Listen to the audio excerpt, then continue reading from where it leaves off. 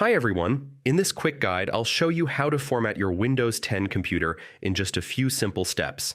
This process is great for fixing issues, improving performance, or giving your PC a fresh start. Start by clicking the Start menu, then select the gear icon to open Settings. In the Settings window, click on Update and Security, then choose the Recovery option from the sidebar. Here you'll see the Reset this PC section. Click on Get Started.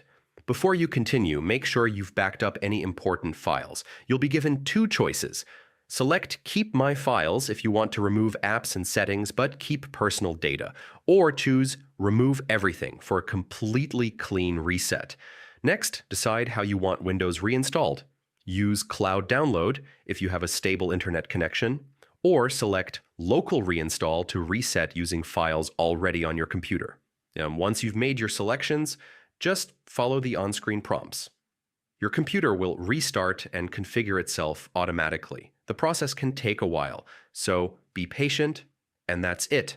You've successfully formatted your Windows 10 PC. If this guide helped, don't forget to like the video and subscribe for more quick tutorials.